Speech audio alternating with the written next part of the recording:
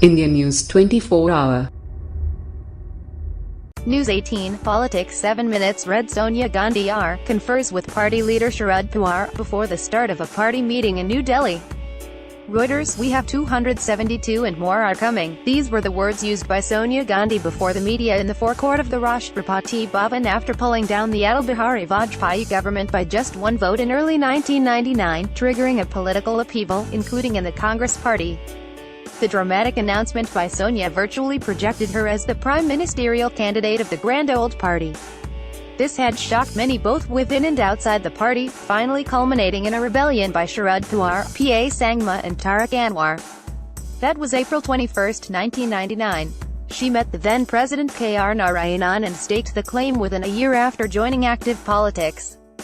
Sonia's famous remarks were bold from the blue for Pawar as he was the leader of the Congress in the Lok Sabha and was not consulted, showing her utter distrust in the Maratha strongman. Sonia's another mistake was that she had taken the support of the Samajwadi Party for granted, thinking that Mulayam Singh Yadav would be forced to side with the anti-BIP forces willingly. Those were the turbulent days. The Nehru-Gandhi family was out of power and isolated in the party from 1991 to 1998. I was covering the Congress and the Parliament, trying to understand compulsions of coalition politics and importance of regional parties at the center. It was a fact that Pawar was a Congress heavyweight whose strategy, campaigning and election management had helped the party in the 1998 Lok Sabha elections, in which the Congress and its allies had won over 40 of the total 48 seats in Maharashtra alone. He was the natural choice for the post of Leader of Opposition in the Lok Sabha. Besides, his good equations with regional parties, especially the Bahujan Samaj Party and the All India and Dravida Munnetra Kazhagam, had proved crucial in defeating the Atal Bihari Vajpayee government during the floor test in the lower house on April 17, 1998. But these qualities created rivals for him in his own party. They had succeeded in creating a rift between him and Sonia, who had gone to Rashtrapati Bhavan alone on April 21, 1998, to tell the then-president that she had numbers required to form a government. LCC managers who believe in drawing room politics and maneuvering have always been scared of mass leaders, as they felt insecure. They amended the Constitution of Congress Parliamentary Party (CPP) to ensure that nobody other than Sonia Gandhi could become the Prime Minister if the Congress manages numbers. They had undermined the authority of the Leader of Opposition in the Lok Sabha several times to show that CPP chairperson is more important than the opposition leader, even if she was not a member of either of the House and Parliament. I was watching these developments and sensed growing rift between elected leaders and Sonia Gandhi's coterie. A meeting of the CPP was called in the absence of Sharad Pawar to amend its constitution and remove the obstruction in Sonia Gandhi's path. Pranab Mukherjee proposed her name and it was endorsed by those present in the meeting. Sonia appointed Pawar as the leader of Congress in the Lok Sabha and Dr. Aman Mohan Singh as the Congress leader in the Rajya Sabha. But this was the beginning of distrust between Sonia and self-made leaders like Pawar, Sangma, and ambitious leaders like Rajesh Pilot, Jitendra Prasada and others who failed to find place in the new coterie. In his book, On My Terms, Sharad Pawar says, though I was among those few who invited Sonia Gandhi to become Congress president, there was little warmth between us. At best our relations were cordial. She relied very heavily on just 2 or 3 people for running the party. There was some uneasiness within the Congress that the party had one maximum number of Lok Sabha seats from my home state, Maharashtra. The rebellion by Sharad Pawar, PA Sangma and Tariq Anwar was not an emotional act but had a long history, which showed how top leadership of the party was uncomfortable with leaders of mass appeal, regional heavyweights, and those who refused to be the coterie.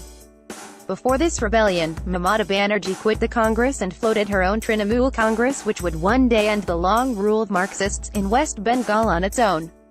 Before that, G.K. Mupner had formed the Tamil Maanila Congress in Tamil Nadu and got a re-election in the H.D. Deve Gowda government at the centre. But the Congress Tiwari led by N.D. Tiwari and Arjun Singh and the Madhya Pradesh Vikas Congress floated by Madhav Rao Scindia did not last long. We were watching developments in the Congress and rise of the BJP and regional parties in the post-Mandal and Ayodhya period, which had made the Nehru-Gandhi dynasty virtually irrelevant. In the Congress, Pawar was not the only PM aspirant. Arjun Singh, Pranab Mukherjee and N.D. Tiwari had been wanting to get the post by remaining in the good books of Sonia Gandhi. Even PA Sangma was confident that Sonia could back his candidature for being a tribal Christian. But her claim of the support of 272 MPs and Arjun Singh's statement that migratory birds are coming had not only upset the aspirants but also made them aware of the ambitions of Sonia. Arjun Singh and Nd Tiwari had failed miserably in their calculations. Pranab Mukherjee managed to become Rashtrapati with the help of BJP allies, the Shiv Sena and the Janata Dal U led by Nitish Kumar and the UPA partners, compelling Sonia to back his candidature. Sharad Pawar had realized that he had no future in the Congress led by Sonia Gandhi. Her interference in his parliamentary works, her loyalists' attitude towards Leader of Congress in the Lok Sabha and nominations of Congress members to different parliamentary committees were the glaring examples of how Sonia Gandhi had no faith in Pawar and wanted to cut him to size. What turned out to be the proverbial straw on the camel's back was the appointment of Pratap Ray Bhosale, a friend and foe of Pawar, as the Maharashtra PCC president.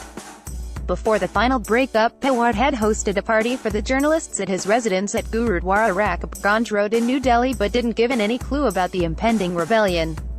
In CWC meeting which saw Sonia being attacked for her foreign origin, Pawar writes in his book, on the 15th of May 1999, the Congress president called a meeting of the CWC.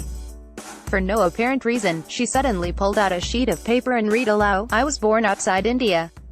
If this becomes an issue in the campaign, how would it impact our party's performance in the election?" She requested CWC members to voice their opinions candidly. Arjun Singh was the first to speak.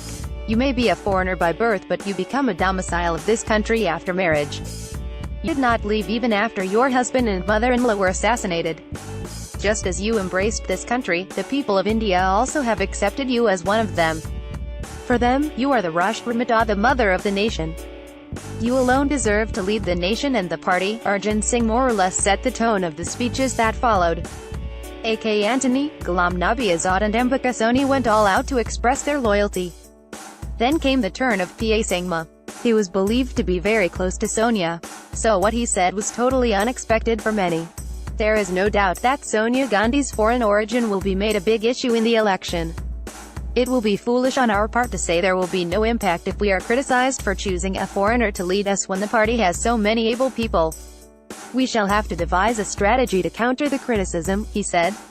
The entire CWC listened to him in rapt attention. A senior member tried to interject but Sangma silenced him immediately by retorting that it would be in everybody's interest if he was allowed to speak without any interruption. When Tariq Anwar's turn came, he concurred with Sangma. After a few others spoke, it was Pawar's turn. He writes in his memoir, "I said the people of India will not forget that the Gandhi family has contributed a lot to this country. Secondly, a large number of people in the country support the Congress because they acknowledge with gratitude the supreme sacrifices made by Indiraji and Rajiv Gandhi. Therefore, we shall be able to counter effectively the opposition party's campaign against Sonia Ji's foreign origin." In that sense, I agree with what Sangma said. We must meet the opposition campaign head-on. But it will be our gross mistake to presume that the opposition will not campaign on the foreigner issue. Pawar cited an incident in Mumbai University where a girl student asked him why the Congress couldn't find a leader of Indian origin. What followed on was for everyone to see.